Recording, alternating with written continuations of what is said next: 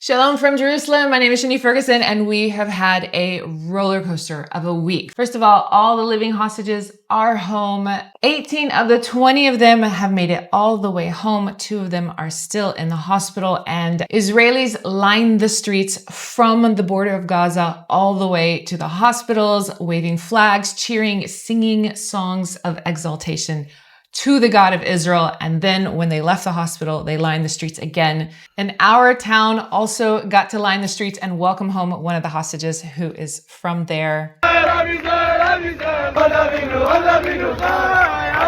Of the 28 hostages who were killed on October 7th or murdered in captivity, 15 of them remain in Gaza. The rest have been returned and buried. Hamas was supposed to return all of the 28 in the first 72 hours. Of course, they are clearly just as incapable of keeping their word and sticking to a schedule as they are running Gaza. And so 15 remain in Gaza. They say they're not exactly sure where they are, but they are returning a trickle of a body or 2 a day. And so emotionally, we have been celebrating. We have also been mourning with the families who have waited for 2 years to bury their dead, for 2 years to even know if their loved ones were alive. In return for our 48 hostages, Israel released 2,000 terrorist prisoners into Gaza. Some are sent abroad. Some are being released in the West Bank, and even a handful into East Jerusalem. And when they say East Jerusalem, you need to understand it's just the east side of the city. There is no border. There's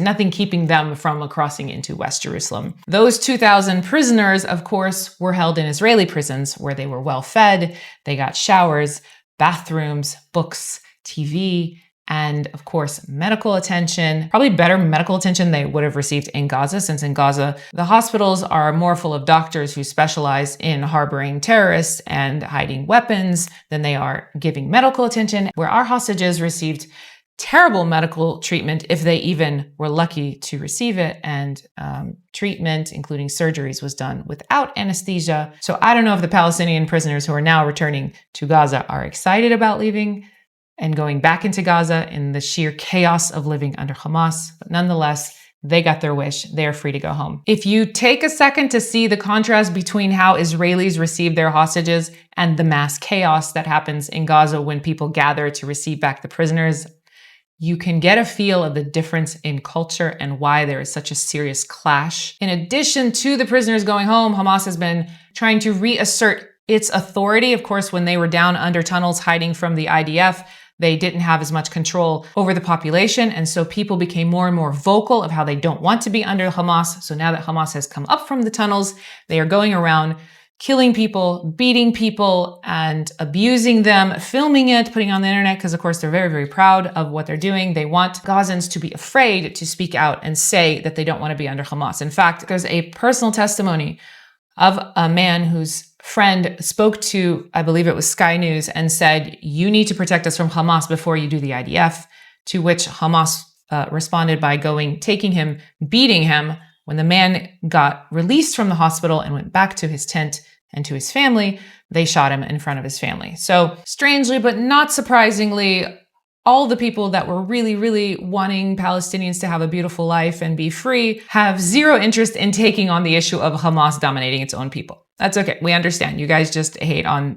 democracies in the Middle East. In the meantime, on the Israeli side, the government and private businesses have been embracing the hostages in any way possible. And of course, their families who have gone through so much, many of them have completely stopped their lives for 2 years to advocate for the return of their loved ones. And so just yesterday, 18 of the 20 who are out of the hospital went to a large mall in central Israel. The mall shut its doors, kept the stores open so that they could walk through in peace and quiet and buy clothes and shoes and all the things that, of course, they need to buy much smaller sizes now because they've lost significant weight. And so it was just a very, very beautiful gesture by private businesses.